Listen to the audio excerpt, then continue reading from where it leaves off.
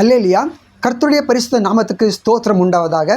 நம்மை இதுவரை நடத்தி வந்து ஜீவனை தந்த அந்த இயேசு கிறிஸ்துவுக்கு நான் நன்றி சொல்ல கடமைப்பட்டு இருக்கிறேன். நாம் இப்போது பார்க்க இருக்கிறோம் லூக்கா எழுதின சுவிசேஷம் 15வது அதிகாரம், அதிலே 12வது வசனத்தை பார்க்கிறோம். அவர்களில் இளையவன் தகப்பனை நோக்கி, தகப்பனே, ஆஸ்தியில் எனக்கு வரும் பங்கை எனக்கு தர வேண்டும் என்றான். அந்தபடி அவன் அவர்களுக்கு தன் ஆஸ்தியை பங்கிட்டு கொடுத்தான். இளைய மகன் தன் தகப்பனிடத்திலே, எனக்கு வரும் பங்கை நீர் எனக்கு தர வேண்டும், அதை நீர் இப்போதே தர வேண்டும். நான் உம்மிடத்தில் இருக்க எனக்கு விருப்பமில்லை. நான் உம்மை விட்டு, இந்த ஊரை விட்டு நான் வேறு இடத்துக்கு நான் போக தீர்மானம் செய்திருக்கிறேன் என்று அந்த இளைய மகன் தன் தகப்பனிடத்தில் சொல்லுகிறான். ஆனால் அந்த ஆஸ்தியை பங்கிட்டு கொடுப்பதற்கு முன்பாக அந்த தகப்பன் அநேக முறை அந்த மகனுக்கு ஆலோசனை சொல்லியிருப்பான். ஆனால் இந்த மகனுக்குள்ளே எந்த விதமான ஒரு யோசனையுமே இல்லை. இந்த மகனுக்குள்ளே ஒரு சமாதானம் இல்லை, ஒரு சந்தோஷம் இல்லை. இவனுக்கு வெறும் இந்த ஊரை விட்டு, என் தகப்பனை விட்டு நான் என்ன செய்ய வேண்டும், தூர தேசத்துக்கு போக வேண்டும், அந்த ஒரு எண்ணம் மட்டுமே அவனுக்குள்ளே அதிகமாக என்ன செய்து கொண்டிருந்தது, ஒலித்து கொண்டிருந்தது. அதனால் தகப்பன் சொல்லுகிற ஆலோசனை அவன் காதுகளிலே கேட்கவே இல்லை. அந்த தகப்பன் எவ்வளவோ சொல்லி இருப்பான், மகனே, நீ தூர தேசத்துக்கு போகிறாயே, அங்கே நீ எப்படி இருக்க போகிறாய், அங்கே உனக்கு யார் உதவி செய்யக்கூடும், நீ எப்படி இருக்க போகிறாய் என்று அந்த தகப்பன் பெற்ற தன் பிள்ளையை தனியே விட அவனுக்கு மனம் இல்லாமல் இருந்திருக்கும். அதனால் அவன் எத்தனையோ முறை அவன் ஆலோசனை சொல்லி இருப்பான். ஆனால் இந்த மகனுக்குள்ளே ஒரு எண்ணம், ஒரு சிந்தனை எப்படி இருந்தது, நான் என் தகப்பனை விட்டு நான் என்ன செய்ய வேண்டும், வெளியே போக வேண்டும். ஆதாம் ஏவாள் தேவன் படைத்தார். படைத்த பின்பாடு என்ன செய்தார், அந்த தோட்டத்திலே அநேக கனிகளை, விருட்சங்களை அவர்கள் அந்த இடத்திலே அவர்கள் வேலை செய்ய வேண்டும், சாப்பிட வேண்டும், அவர்களுக்கு ஒரு குறை இல்லாதபடி வைக்கும்படியாக பிதாவானவர் அநேக விருட்சங்களை வைத்திருந்தார். அதிலே ஒரு விருட்சம் நன்மை தீமை அறியத்தக்க கனி. அந்த கனியை தேவன் சொன்னார், என் மகனே, என் மகளே, நீங்கள் இந்த கனியை புசிக்க வேண்டாம், இதை புசிக்கிற நாளில் நீங்கள் சாகவே சாவீர்கள் என்று தேவன் எச்சரிப்பு கொடுத்திருந்தார். ஆனால் இதற்காக தன்னுடைய பிள்ளைகளின் வாழ்க்கை நன்றாக இருக்க வேண்டும் என்று சொல்லி தேவன் பிதாவானவர் ஆதாம் ஏவாளுக்கு அநேக அறிவுரைகளை சொல்லி கொண்டிருந்தார். நீங்கள் இந்த கனிகளை சாப்பிடுங்கள், இது உங்கள் உடம்புக்கு ஆரோக்கியமாக இருக்கும், இந்த கனிகளை நீங்கள் சாப்பிடுங்கள் என்று அந்த ஏதேன் தோட்டத்தில் இருக்கிற ஒவ்வொரு கனியின் மகத்துவத்தை அவர் சொல்லி கொடுத்திருப்பார். இந்த கனிகள் எவ்வளவு நன்மை உள்ளது, இந்த கனி எத்தனை மதுரமானது, இந்த கனியை மட்டும் நீ சாப்பிட வேண்டாம். எதற்காக தன் அநேகர் சொல்வது உண்டு, மகனே, நான் போகிற வியாபார ஸ்தலத்துக்கு நீ என்னோடு வா, நாளை ஒருவேளை நான் இந்த பூமியிலே இல்லாமல் மரித்து விட்டால் நம்முடைய கம்பெனிகளை ரன்னிங் பண்ண வேண்டும், அதை என்ன செய்ய வேண்டும், அதிலே நீ வேலை செய்து உன் தேவைகளுக்காக நீ சம்பாத்தியம் பண்ணி கொள்ளலாம். நீ ஒரு நாளிலே நீ கவலைப்பட வேண்டாம், நான் இந்த பூமியில் இருந்தாலும் இல்லாமல் போனாலும் நீ கவலைப்பட தேவை இருக்காது, வா என் மகளே, என் மகனே என்று தன் பிள்ளைகளை அந்த தகப்பன் அழைத்து செல்வது உண்டு கம்பெனிகளுக்கு. அதே போல பிதாவான தன் மகனாகிய மகனையும் ஆதாம் ஏவாளை தேவன் அந்த பூமியிலே அந்த தோட்டத்துக்குள்ளே அநேக இடங்களை சுற்றி வருவது உண்டு. ஒவ்வொரு நாளும் அந்த பிதாவானவர் அந்த மகன் ஆதாம் ஏவாளோடு பேசிக்கொண்டிருப்பது உண்டு.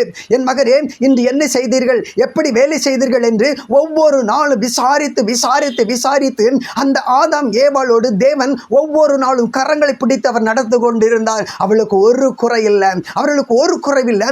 மூன்றாவது ஒரு மனிதனாக பிசாசானவன் பாம்பின் ரூபம் எடுத்து அவர்களுக்குள்ளே வந்தான். அவன் முதலாவது ஆதாமோடு தான் அவன் என்ன செய்திருப்பான், அவன் போராடி இருப்பான். காரணம், முதலாவது பிறந்தவன் ஆதாம் தான். அந்த ஆதாமோடு அந்த சத்துரு எவ்வளவோ போராடி கொண்டிருந்தது. ஆனால் ஆதாம் அதுக்கு காது கொடுத்து செவி கொடுக்க கேட்கவே இல்லை. இந்த ஏவாள் என்ன செய்து கொண்டாள், வீட்டிலே சும்மா இருந்து கொண்டிருக்கிறாள். அவளிடம் அந்த சத்ருவானவன் ஒவ்வொரு நாளும் வந்து பேசிக்கொண்டிருக்க ஆரம்பித்தான்.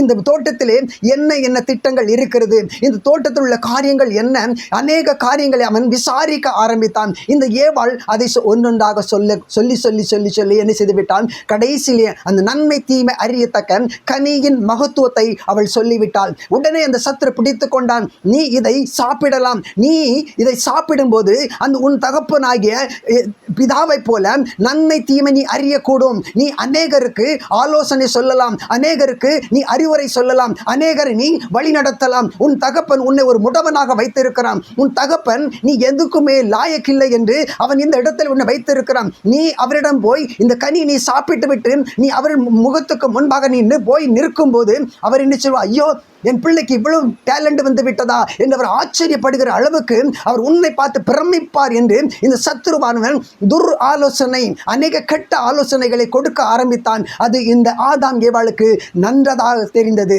அதே போலதான் இந்த இளைய மகன் தன் தகப்பனை விட்டு என்ன செய்வேன், நான் தூர தேசத்துக்கு போக வேண்டும் என்கிற எண்ணம் எப்படி வந்திருக்கும்? ஆனால் இவன் அநேக சகோதரர்களை பார்க்க உண்டு, அநேக நண்பர்களை பார்ப்பதுண்டு. அவர்கள் பீடி, சிகரெட், சாராயம், காஞ்சா, அபின் என்று விபச்சாரம் என்று கெட்ட பழக்கங்களிலே அவர்கள் பழகி கொண்டிருந்தார்கள். அந்த பழக்கத்தை இவன் முன்பாக அவர்கள் சொல்லிக் கொண்டு இருந்திருக்கலாம். அது இவன் மனதில் என்ன செய்து ஒரு ஆழமாக பதிய ஆரம்பித்தது.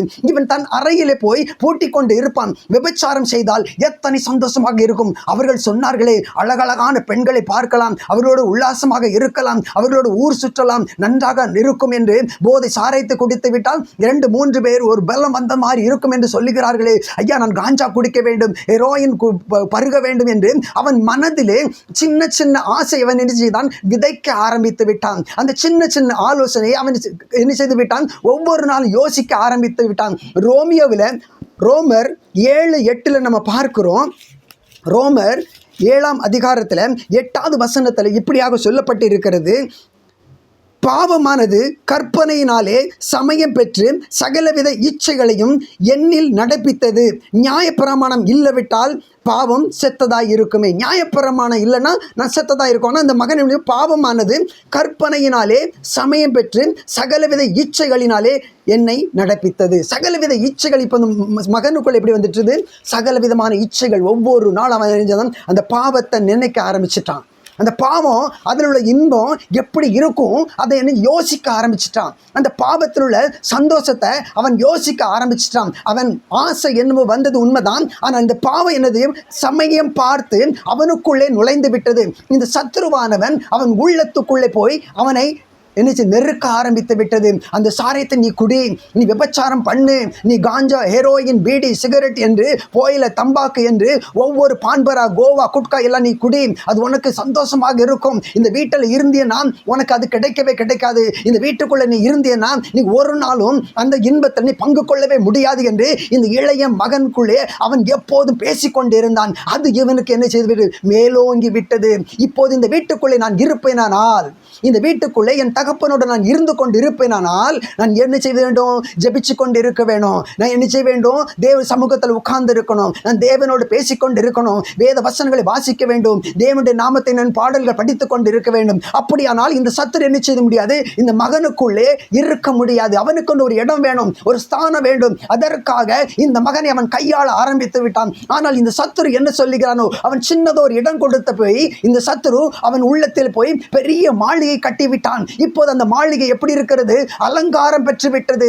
பாவம் என்னும் இச்சைகளினாலே அது அலங்கரிக்கப்பட்டு விட்டது. பாவம் என்னும் கற்பனையிலே அது அலங்கரிக்கப்பட்டு விட்டது. அதை யாராலும் இடித்து தள்ளவே முடியாது. அதனால் இந்த தகப்பன் சொல்லுகிற ஒவ்வொரு வார்த்தையும் அந்த மகனுக்கு எப்படி இருக்கிறது? தேவையில்லாத ஒரு பிரோஜனமற்ற ஒரு காரியமாக இருக்கிறது. அதனால் சொல்லுகிறான், எனக்கு வேண்டிய பங்கை நீர் எனக்கு பிரித்து தாரும், இப்போதே நான் இந்த இடத்தை விட்டு நான் செல்ல வேண்டும் என்று சொல்லும்போது அந்த தகப்பன் எவ்வளவோ ஆலோசனை சொல்லி அவன் கேட்கவில்லை. உடனே அந்த தகப்பன் அந்த அவனுக்கு சேர வேண்டிய அந்த பங்கை பிரித்து கொடுத்து விட்டான். இப்போது அவன் என்ன செய்து விட்டான்? 15-13 சொல்லப்பட்டு இருக்கிறது. சில நாளைக்கு பின்பு இளைய மகன் எல்லாவற்றையும் சேர்த்து கொண்டு தூர தேசத்துக்கு புறப்பட்டு போய் அங்கே துன்மார்க்கமாய் ஜீவனம் பண்ணி ஆஸ்தியை அழித்து போட்டான். பாருங்க, துன்மார்க்கமாய் ஜீவனம் பண்ணான். அப்போ இந்த சத்ருவானவன் தான் இவன் உள்ளத்தில் பேசிக்கொண்டே இருக்கிறான். ஆவியானவர் பேசிக்கொண்டு இருந்தால் இவன் துன்மார்க்கமாய் ஜீவனம் பண்ணியிருக்க முடியாது. பீடி, சிகரெட், காஞ்சா, அபின், ஹெரோயின் என்று பாவங்களில் அவன் விழுந்திருக்க முடியாது. அவன் கையில் இருக்கிற பணம் ஏன் செலவழிந்தது? துன்மார்க்கமாய் அலைய போய் அவன் பாவத்துக்கு இடம் கொடுக்க போய் அந்த பாவ எண்ணங்கள் ஒவ்வொரு நாளும் இரவு 2 மணி 3 மணி வரை நைட் கிளப்பில், டான்ஸ் கிளப்பில் போய் அவன் ஆடி பாடி மகிழ்ந்து தன் சரீரத்தை சந்தோஷப்படுத்தி கொண்டு இருக்கிறான். தன் தேவனை அவன் துக்கப்படுத்தி கொண்டு இருக்கிறான், சத்துருவை அவன் சந்தோஷப்படுத்தி கொண்டு இருக்கிறான். ஒவ்வொரு நாளும் தன் ஆஸ்திகள் செலவழியத்தக்க அவன் இரவெல்லாம் என்ன செய்து கொண்டு இருக்கிறான்? குடித்து வெறித்து அவன் மன மகிழ்ச்சியோடு இருக்கிறான். ஆனால் அது தேவனுக்கு பிரியமில்லாத காரியம். தேவன் நினைத்தார், என் மகனுக்குள்ளே என்ன இருக்கிற ஒரு ஆசை இருக்கிறது, அந்த ஆசை அவனை அழித்துவிடும் என்று அநேக நேரங்களிலே தேவன் நம்மளோடு ஒரு ஆவிக்குரிய தகப்பனை கொண்டு அவர் பேசிக்கொண்டு இருப்பார். அந்த ஆவிக்குரிய தகப்பன் ஜெபிக்கிற வேளையிலே நமக்கு நல்ல ஆலோசனைகள் சொல்லி கொண்டு இருப்பார். ஆனால் அது நமக்கு எப்படி இருக்கும்? வேண்டாத ஒரு காரியமாக இருக்கும். வேதத்தில், மகனே, என் மகளே, இப்படியாக சொல்லப்பட்டு இருக்கிறது, இதற்குத்தான் ஆலயம் செல்ல வேண்டும், இதற்குத்தான் தேவ சமூகத்தில் இருந்து ஜெபிக்கிறவர்களோடு நாம் எப்போதும் கூடி இருக்க வேண்டும். அப்போது சத்துருவானவன் நம்மளை வஞ்சிக்க முடியாது.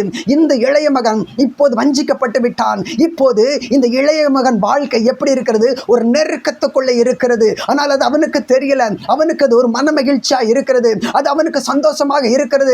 நான் இந்த உலகத்தில் ஆடம்பரமான ஒரு வாழ்க்கை வாழ்ந்து கொண்டு இருக்கிறேன், என்னை போல இந்த உலகத்தில் யார் வாழ முடியும்? காரணம், அவனுக்குள்ளே போதை அதிகரித்து கொண்டு இருக்கிறது. விபச்சார எண்ணங்கள், பாவ எண்ணங்கள், பாவ சிந்தனைகள் ஒவ்வொரு நாளும் அவனுக்குள்ளே பெருகி கொண்டு இருக்கிறது.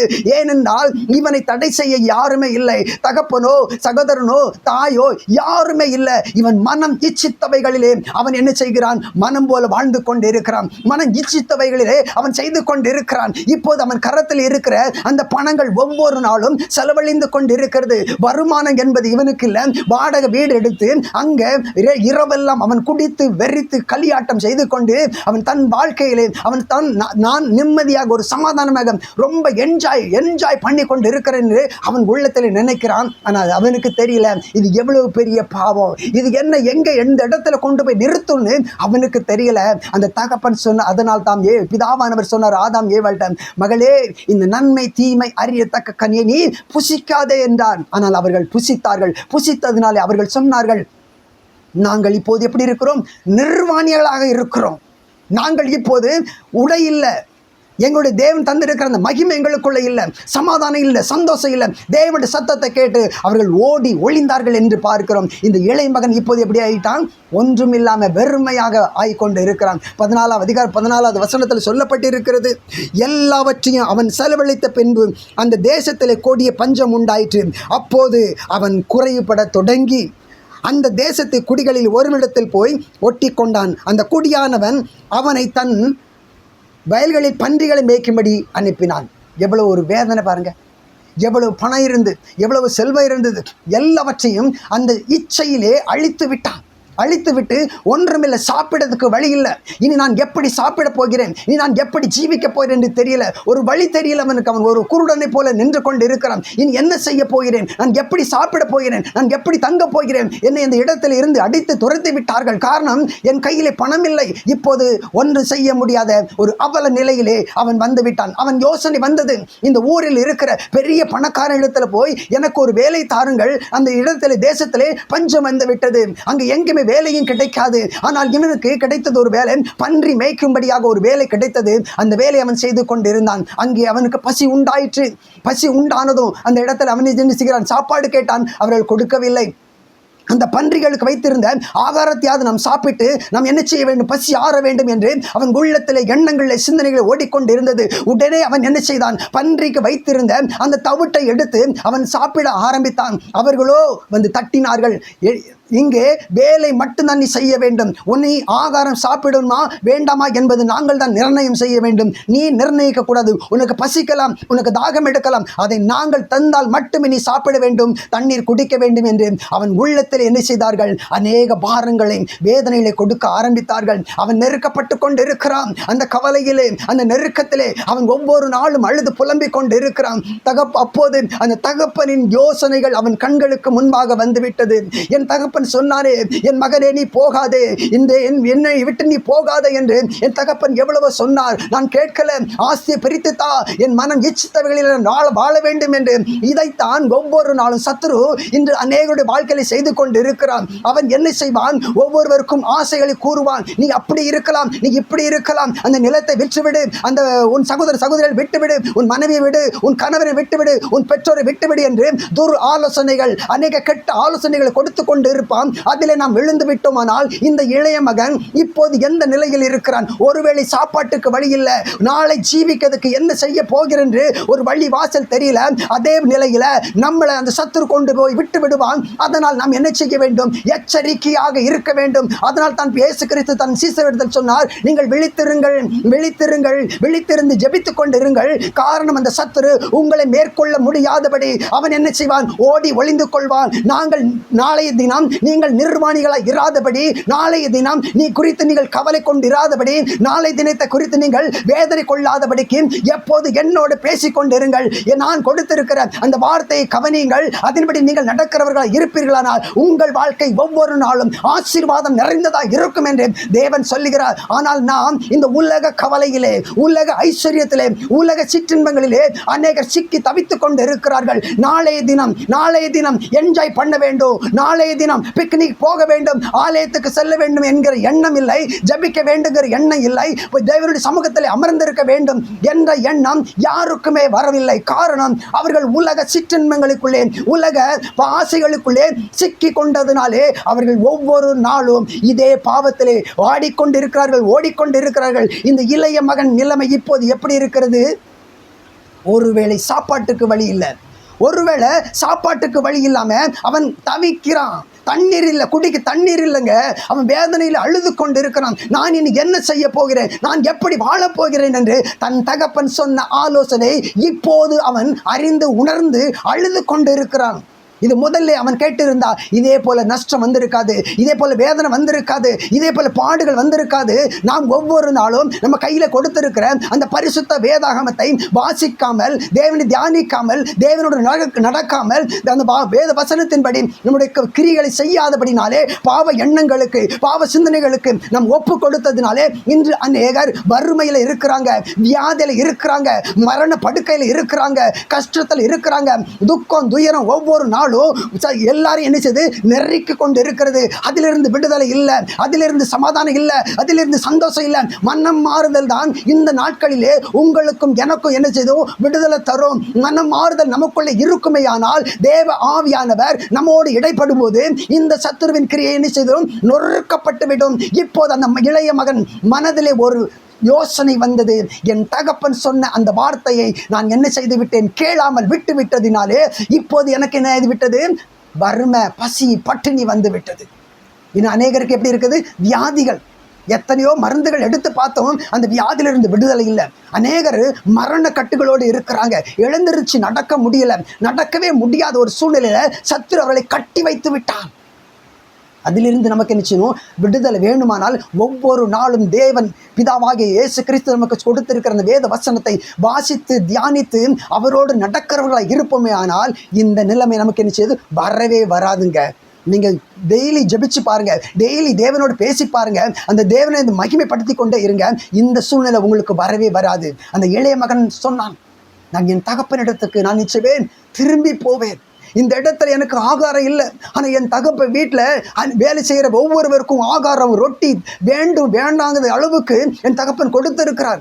அவர்கள் மன திருப்தியோடு மன ரம்யமாக வாழ்ந்து கொண்டு இருக்கிறார்கள். அந்த சமாதானத்திலே, அந்த இளைப்பாறுதலே நான் பங்கு பெற இப்போதே போகிறேன் என்று அவன் மனதிலே நிர்ணயித்து விட்டானுங்க. அதே போல் நாங்களும் இந்த நாட்களிலே தேவனுடைய சமூகத்துக்கு ஓடி போகிறவர்களாக இருப்போம். காரணம், அங்கேதான் சமாதானம் உண்டு, அங்கேதான் சுகம் உண்டு, அங்கேதான் ஆரோக்கியம் உண்டு, அங்கேதான் விடுதலை உண்டு, அங்கேதான் நம் தேவைகள் எல்லாம் சந்திக்கப்படும். அதனால அந்த தேவனை நோக்கி நாம் கதறுகிறவர்களாக இருப்போம். மனம் மாறுதல் நமக்கு வேண்டும். அந்த இளைய மகன் அந்த ஊருக்குள்ளே, அந்த கிராமத்துக்குள்ளே வரும்போது அந்த தகப்பனுடைய கண்கள் ஏறிட்டு பார்த்தது. ஐயோ, என் மகன் நடந்து வருகிறது போல் இருக்கிறது, அதுவே பாருங்கள், அது என் மகனா என் மகளா என்று பாருங்கள் என்று இயேசு கிறிஸ்து ஒவ்வொரு நாளும் நமக்காக காத்து நின்று கொண்டிருக்கிறார். என் மகனே, என் மகளை என்னிடம் வாருங்கள், நான் உங்களுக்கு இளைப்பாறுதல் தருவேன், நான் உங்களுக்கு சமாதானம் தருவேன், நான் உங்களுக்கு சுகம் தருவேன், நான் உங்களுக்கு ஆரோக்கியம் தருவேன் என்று ஒவ்வொரு நாளும் இயேசு கிறிஸ்து நம்மை கண்ணோக்கி கொண்டிருக்கிறார். எப்போது என் பிள்ளைகள் மனம் மாறுவார்கள், எப்போது என் பிள்ளைகளுக்குள்ளே உணர்வுள்ள இருதயம் வரும், எப்போது அவர்கள் என்னுடைய அன்பை நினைத்து பார்ப்பார்கள் என்று இந்த இளைய மகன் எப்போது மனம் மாறினானோ அதே போல என் பிள்ளைகள் மனம் மாறுவார்களா மாட்டார்களா என்று ஒவ்வொரு நாளும் தேவன் நம்மை கண்ணோக்கி கொண்டு இருக்கிறார். நீங்களும் நானும் மனம் மாறும்போது, தேவனை நோக்கி பார்த்து கொண்டு இருக்கும்போது நம்மை நெருக்கி கொண்டு இருக்கிற வியாதிகள், கட்டுகள், வியாதிகள் பலகீனங்கள், வறுமைகள், வருமானத்தை இல்லாத தடைகள், எல்லா தடைகளும் தேவ ஆவியானவர் இப்போது உடைக்கிறவராக இருக்கிறார். உங்கள் வாழ்க்கைக்குள்ளே தேவ ஆவியானவர் அசிவாடி கொண்டு இருப்பார். நீங்க கவலைப்படாதங்க. ஒரு நேரம் மனம் மாறுங்க, தேவனை நோக்கி பார்த்து கொண்டு இருங்க.